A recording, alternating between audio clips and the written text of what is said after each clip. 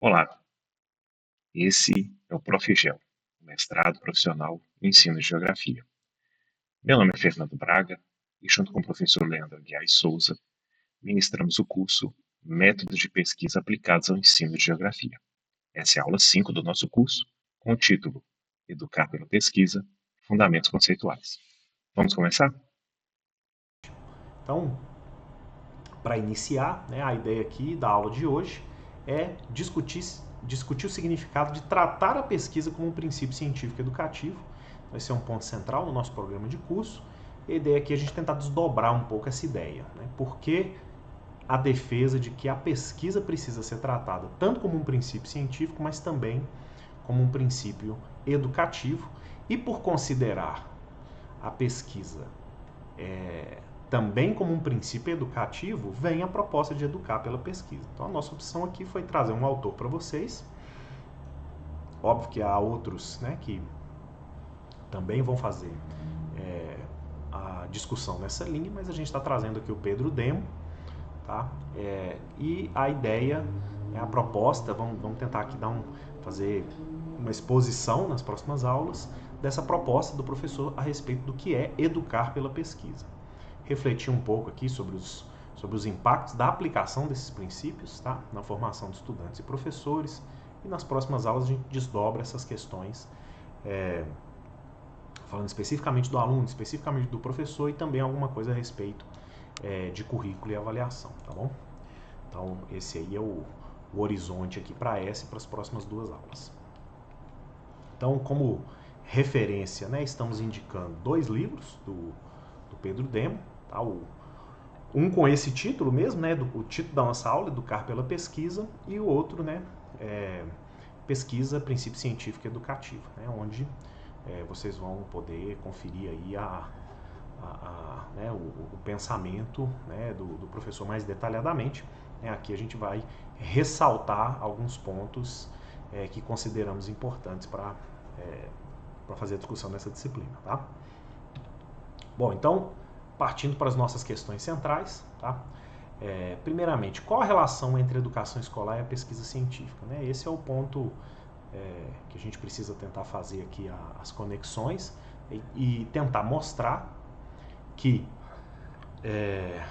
apesar de haver uma ideia, né, de que a pesquisa científica é assunto a ser tratado em outro estágio, né, um estágio da educação superior, ou até mesmo, né, o estágio da pós-graduação, e que deve ser tratado por um conjunto específico de pessoas que são especialistas, que tiveram, né, a condição de né, alçar aí uma posição de continuidade de estudos e se envolver com pesquisa científica, ao contrário da ideia de que pesquisa é coisa complexa, é coisa difícil, né? É difícil de explicar, ela não alcança a população como um todo, né? A ideia aqui é trazer uma visão um pouco diferente disso e tentar mostrar que a educação escolar precisa estar permeada e ser até direcionada pela pesquisa científica.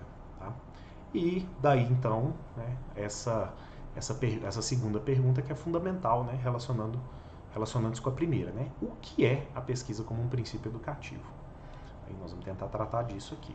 E posteriormente, a ideia da gente tentar desdobrar isso, né, entre princípios e estratégias, né? Como é que a gente pode enumerar aqui alguns princípios e estratégias quando a gente faz a defesa de educar pela pesquisa, né? Como isso pode se dar na prática, né? Como é que a gente pode propor aí alguns...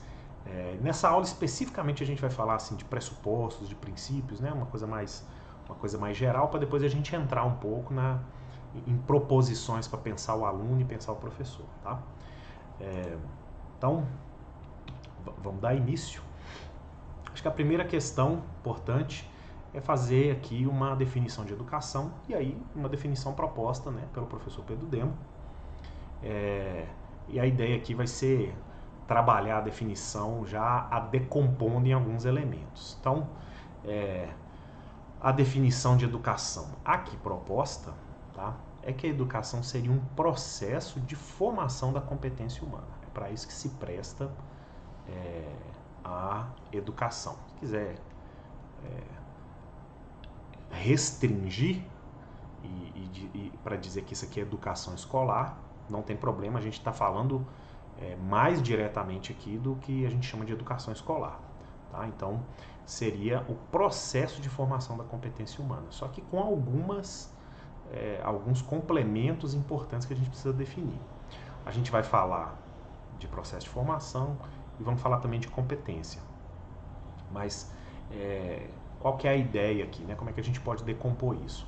Esse processo precisa acontecer com qualidade formal e política, e aí já tentando apontar qual seria a questão por trás desses elementos, né? Quando a gente fala de qualidade formal, a gente está falando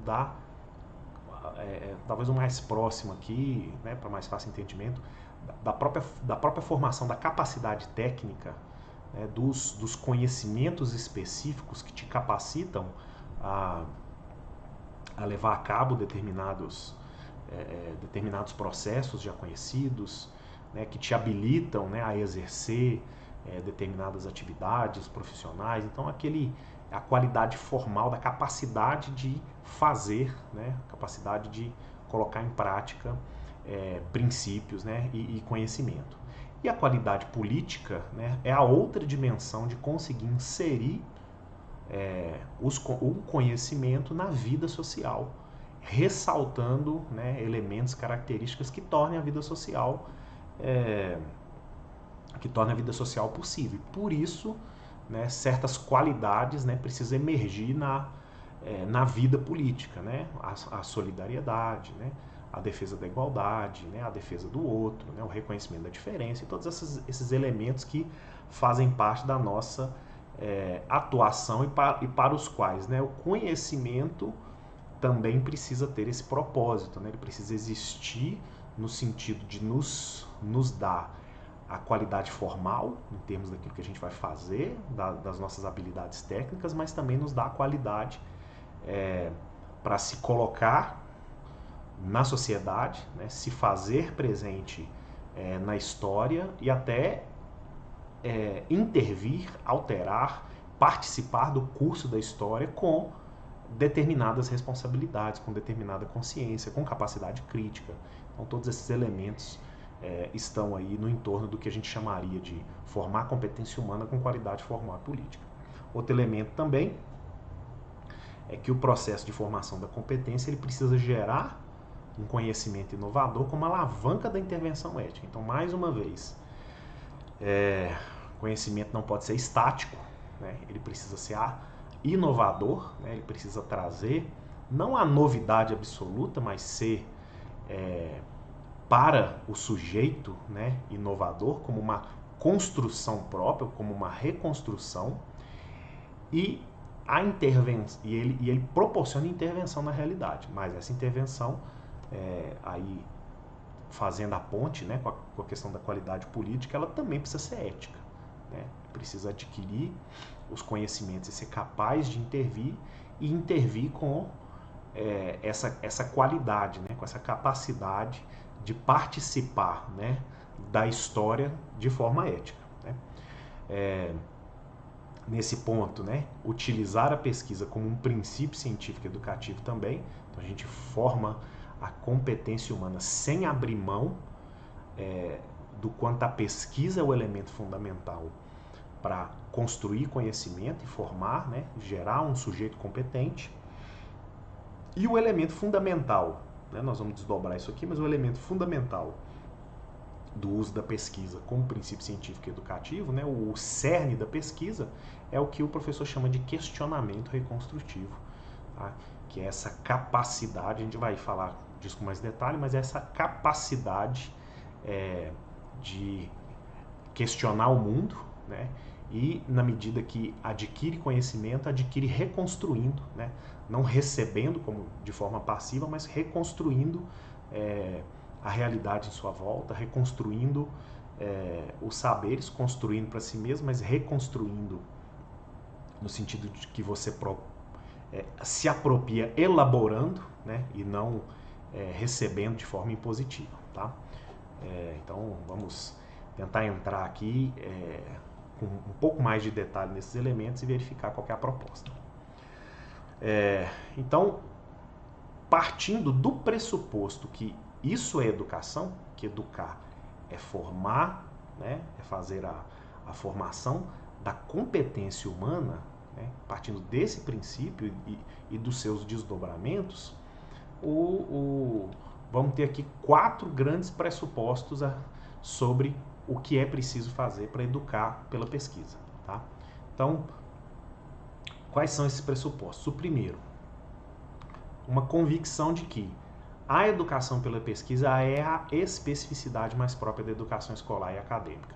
Aí vem um elemento também que talvez diferente, provocador, né, na leitura do professor Pedro Demo, né, que é a ideia de que, muito longe de passar pelas diversas qualidades que a escola potencialmente tem na formação do sujeito, o que ele vai tentar dizer e ressaltar é que, para além de todas as outras qualidades da escola, é a educação pela pesquisa que torna a educação escolar que torna a educação escolar e que diferencia a educação escolar de qualquer outro tipo de educação que exista.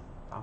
Inclusive, o que a gente chama assim, né, o que a vida ensina, os processos educativos na família, né, todos esses têm as suas características e a sua importância na formação do sujeito.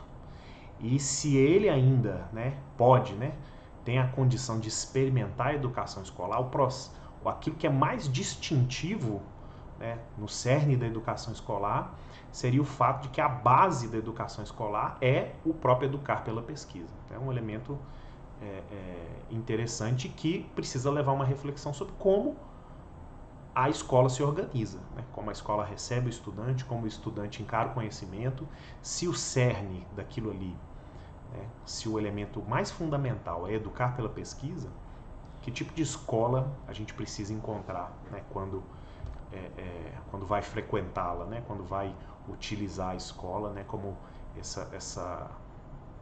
esse elemento fundamental para formar a competência humana.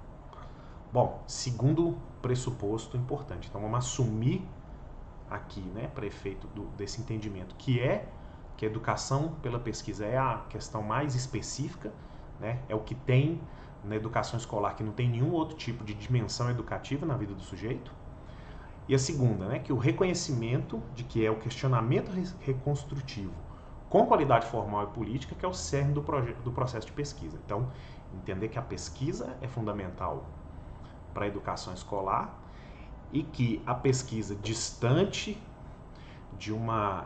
dessa interpretação que eu já comentei, né, de que ela estaria restrita a um determinado grupo de pessoas, ela se apresenta em qualquer fase da vida, em qualquer fase da formação da competência humana, através do questionamento reconstrutivo, sempre, né, como já expliquei aqui antes, com a qualidade formal e política. Então, isso está no cerne do processo de pesquisa e é assim que a gente consegue também desmistificar a pesquisa e entrar com ela no ambiente escolar.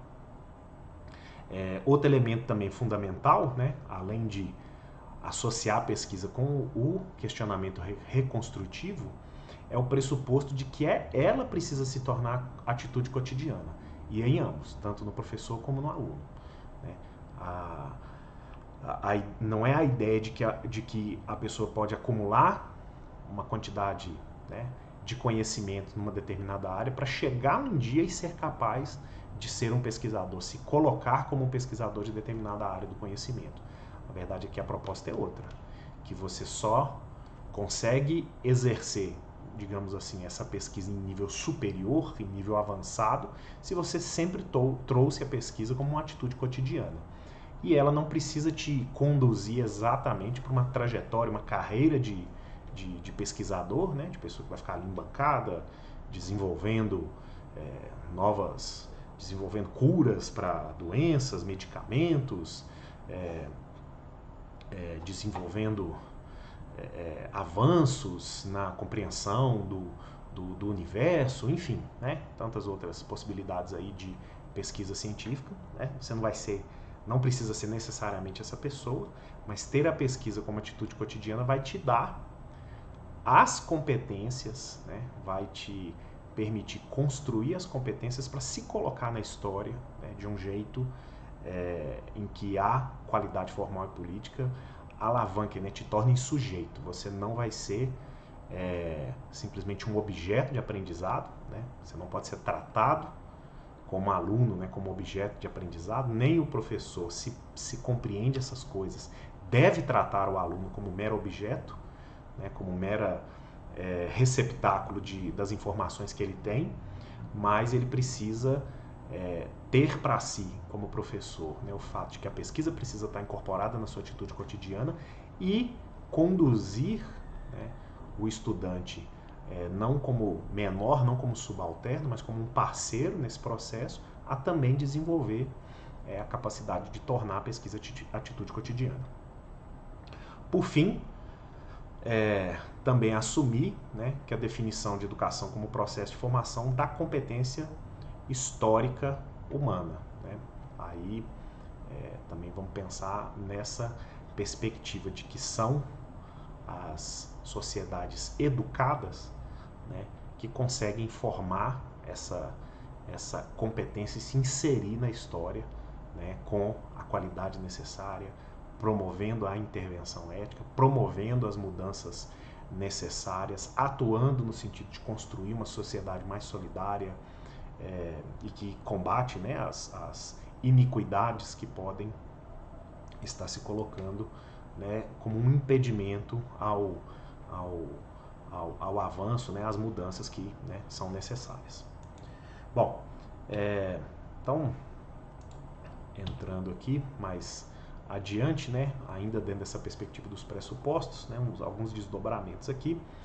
Primeiro, no sentido de que a pesquisa, né, elemento distintivo da educação escolar, né, a ideia então é que o espaço escolar se distingue ali do espaço da família, né, a família vai educar em diversos níveis, a roda de amigos, né, o ambiente de trabalho, todos esses elementos vão ter pontos distintivos em que processos educativos se colocam, né, seja pela própria socialização, né, pelas demandas, né, pelos aprendizados da vida, mas o espaço escolar se distingue de todos eles porque constrói, né, a base dessa educação é a pesquisa. E aí vem essa confrontação, essa provocação de que a base da educação escolar, inclusive, não pode ser a aula, né? Não é a aula o elemento fundamental, e sim aquilo que se promove nessa relação aluno-professor através do conhecimento sendo reconstruído, né, dessa reconstrução do conhecimento através da prática, né, do questionamento reconstrutivo, e isso sendo o cerne da pesquisa. Então a formação pela pesquisa ela vai tentar sempre associar teoria e prática, né? Ela vai apresentar os elementos, as hipóteses necessárias para construir a teoria e, na medida que as hipóteses são formuladas, elas precisam ser experimentadas, né? Então, e na medida que a prática comprova as hipóteses, novas teorias são reformuladas. Então, a ideia é tentar dissociar essa perspectiva de que essas coisas são atitudes, né, dos doutores, dos grandes cientistas, e pensar que a própria prática educativa, em toda a sua extensão, precisa sempre fazer essas associações, né?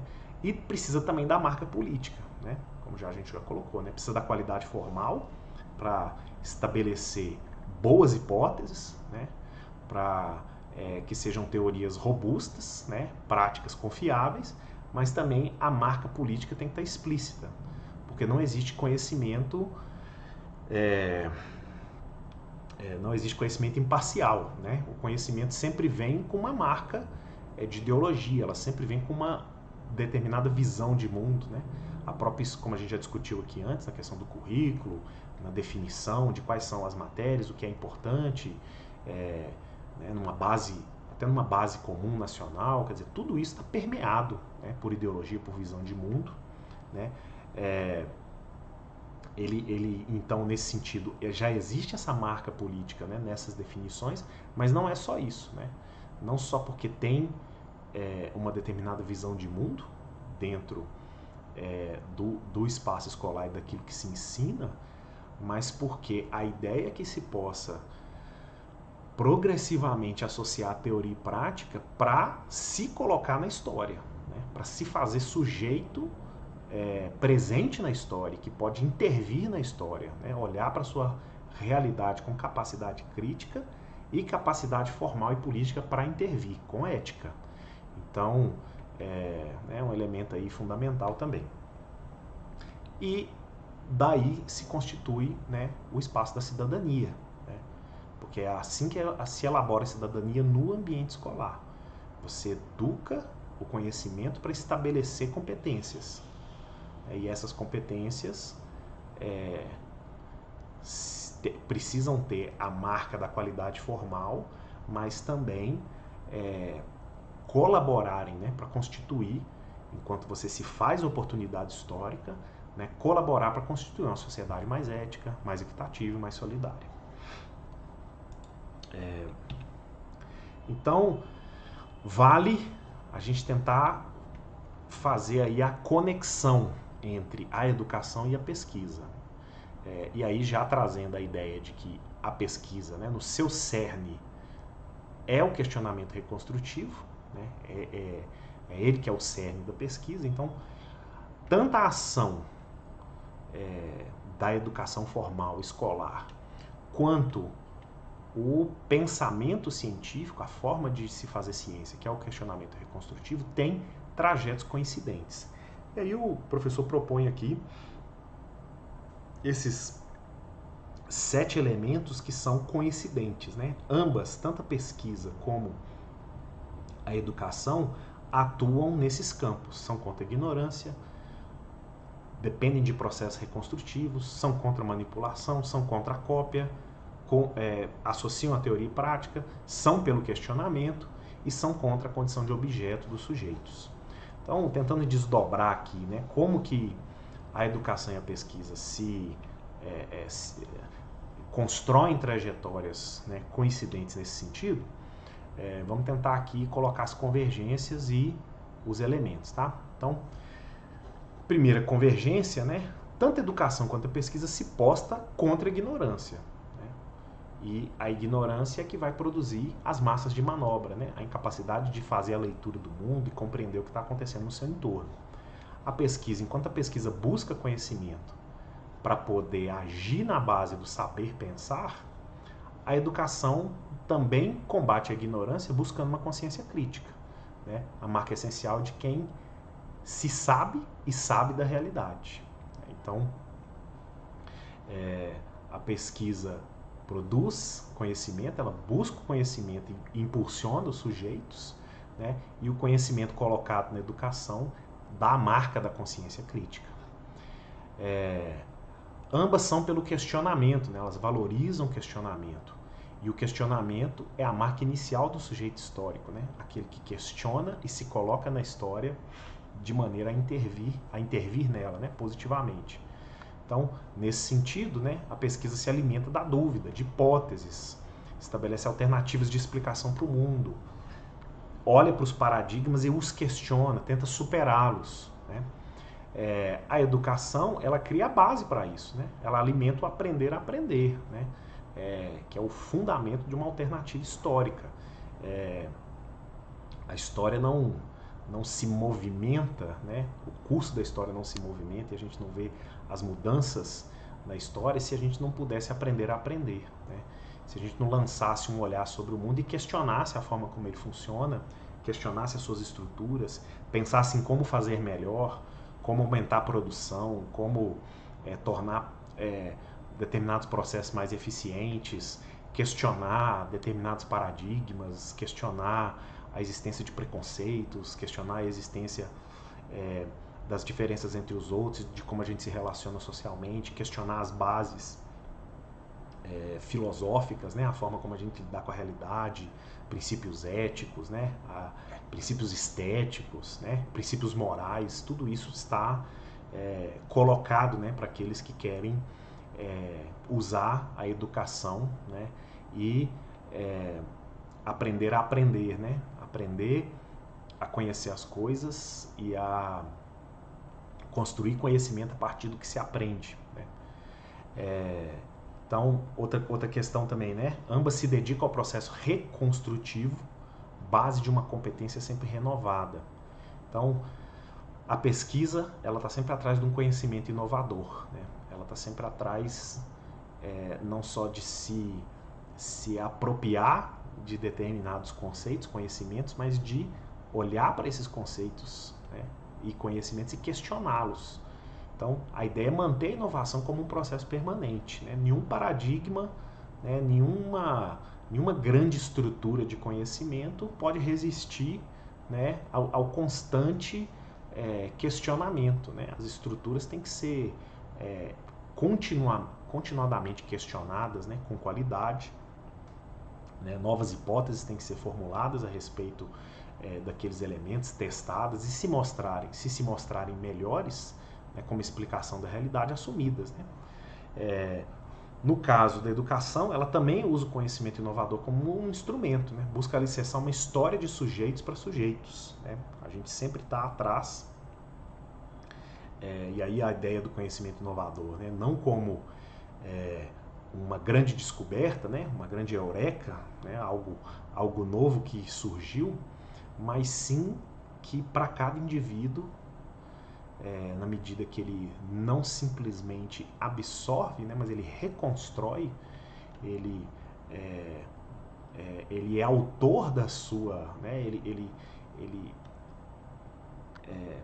atua no seu processo educativo, né, como autor, ele elabora através daquilo que ele recebe, ele se torna sujeito na história, né? Então a história não é feita não pode ser, né, feita por um conjunto de sujeitos que manipula todo o resto, né? Porque eles detêm o conhecimento, eles detêm a capacidade de interpretar a realidade e elaborar. A educação tem que libertar as pessoas dessa condição, né?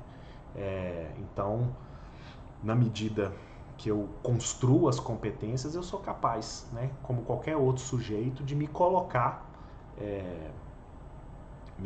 na história, propondo, né, a partir do conhecimento inovador, as suas intervenções.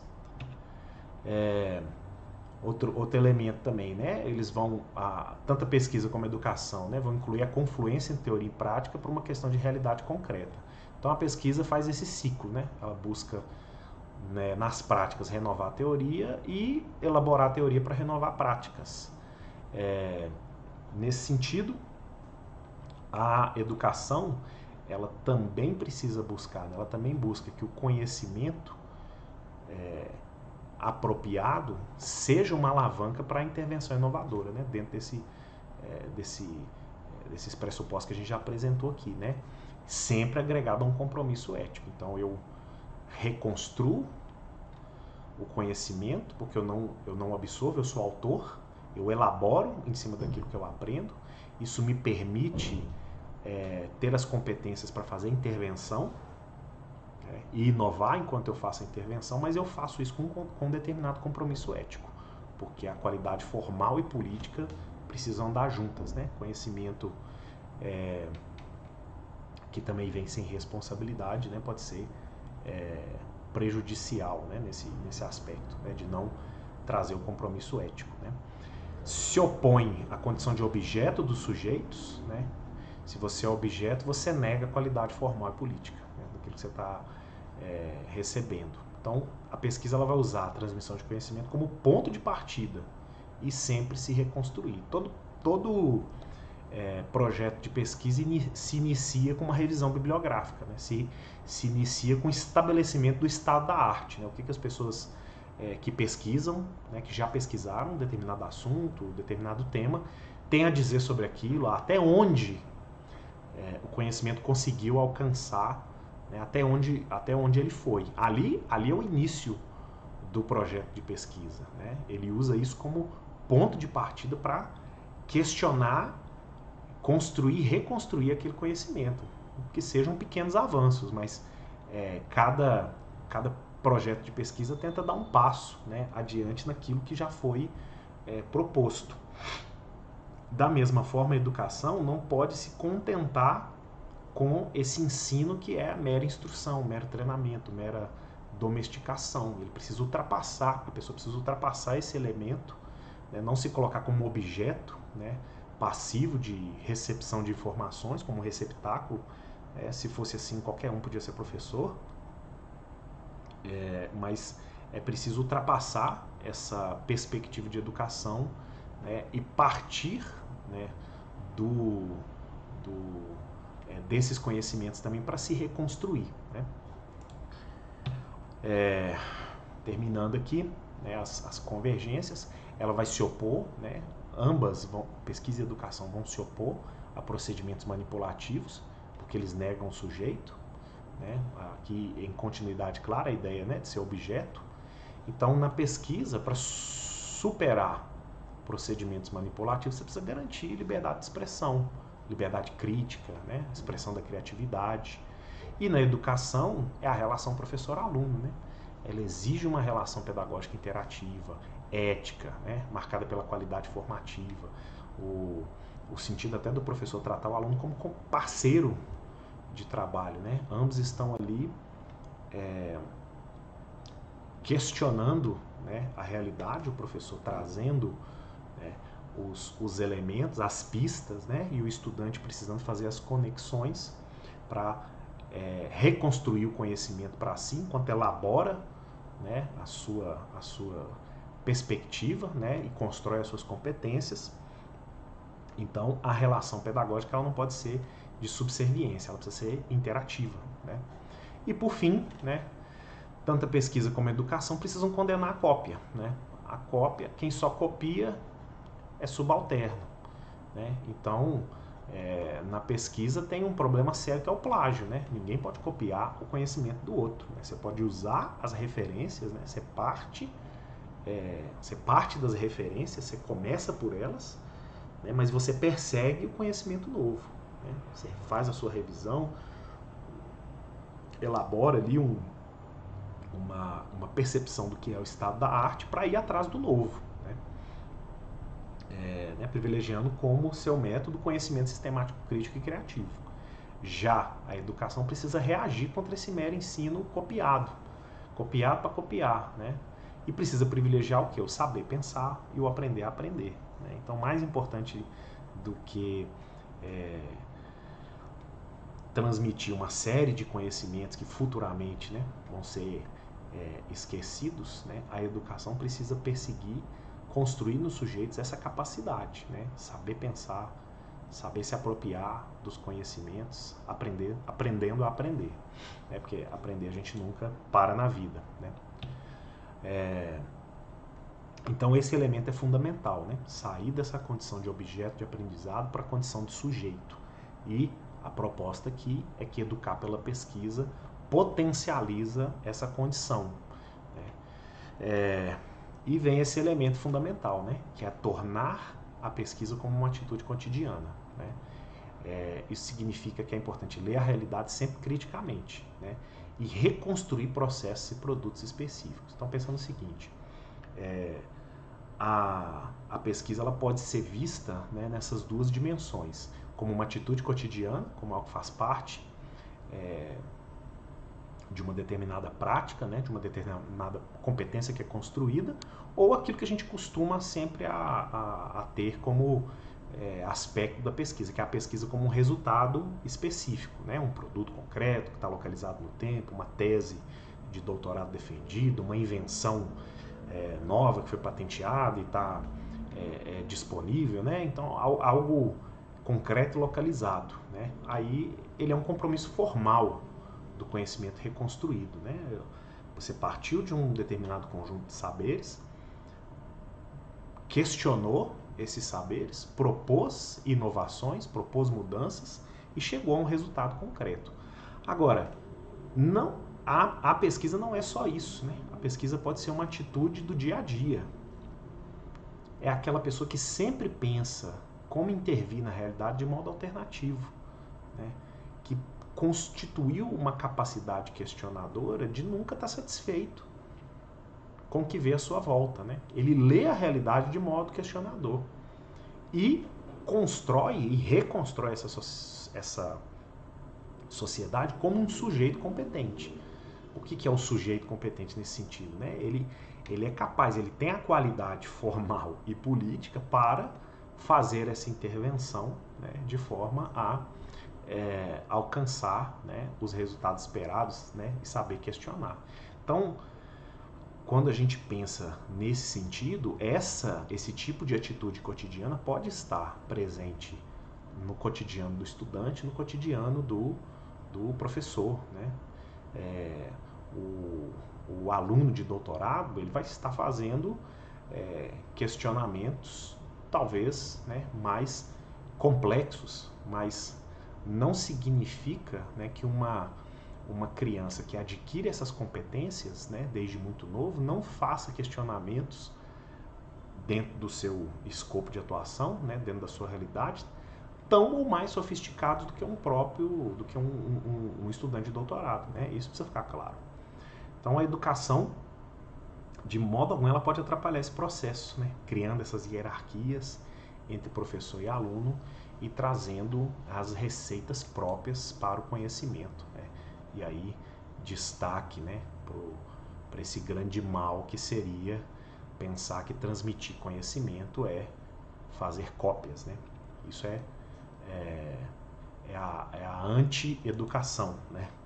É fazer tudo para tornar os sujeitos objetos simples de conhecimento, né, e facilmente manipuláveis, porque só sabem copiar.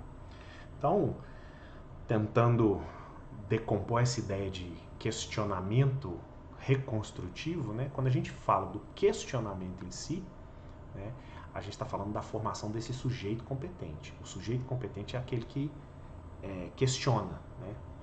Então, o sujeito competente é aquele que é capaz, tomando consciência crítica, de formular e executar um projeto próprio de vida no contexto histórico. Daí vem a ideia de competência. Ele pode até ser competitivo, mas aqui não é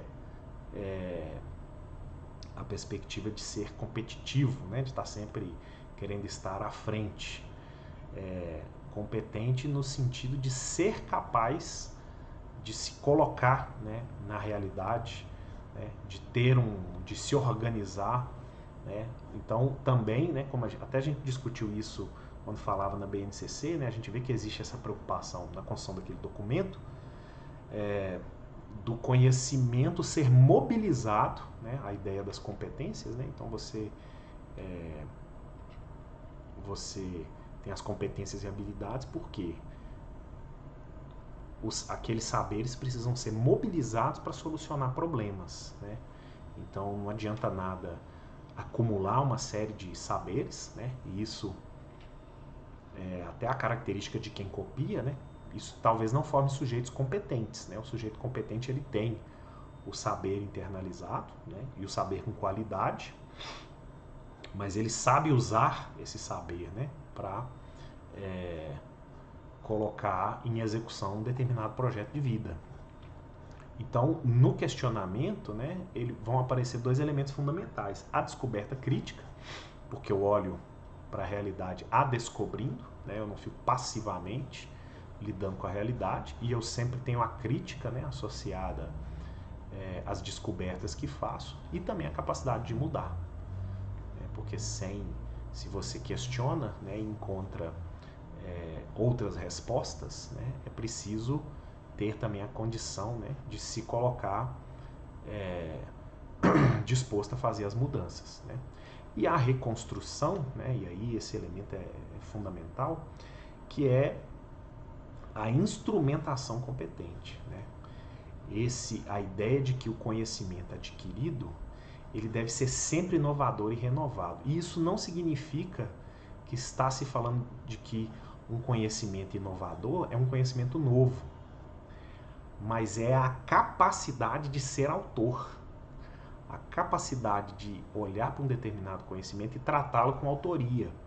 O conhecimento não é de outro e eu simplesmente recebo. O que eu faço? Eu faço interpretação própria, eu sou capaz de fazer formulações pessoais, eu sou capaz de trabalhar aquele conhecimento e elaborar, transmitir.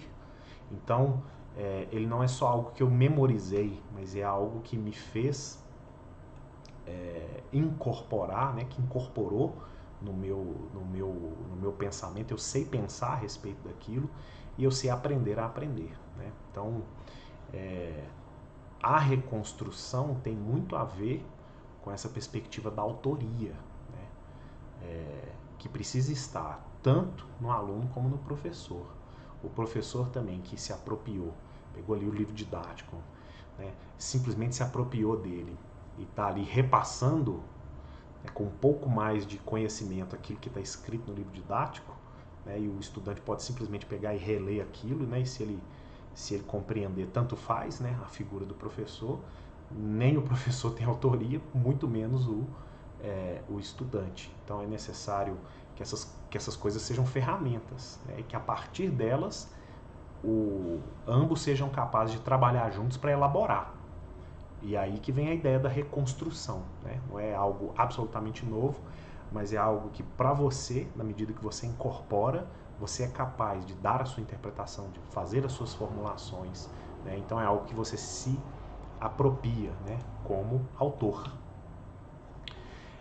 Então, nesse sentido, a competência é mais do que fazer. Às vezes você, pela memorização, ali por um manual, você é capaz de fazer, né? Isso é diferente de saber fazer e se refazer. Enquanto faz, questiona, verifica como pode fazer melhor, como pode inovar, como pode incrementar, mobiliza outros conhecimentos que não estavam ali no manual, né? E se refaz permanentemente. Né? Aí vem a competência. Né? O competente é mais do que fazer. Ser competente é mais do que fazer uma oportunidade.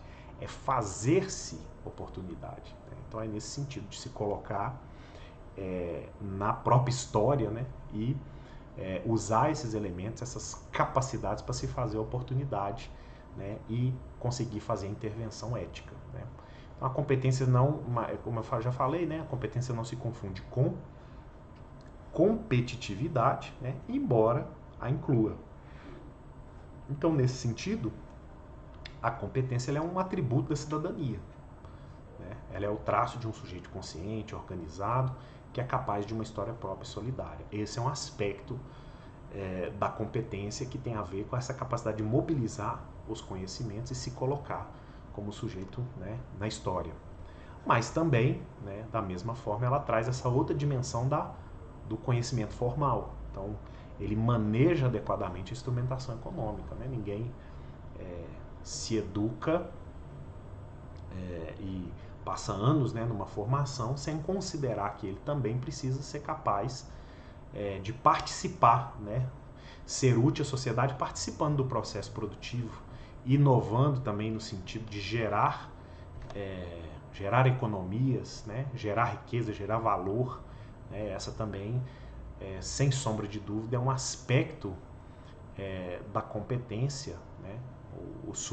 Quando a gente usa muito essa expressão, né, do sujeito competente, no sentido de que é aquele que faz tudo muito bem feito, né, que tem as capacidades para fazer bem feito.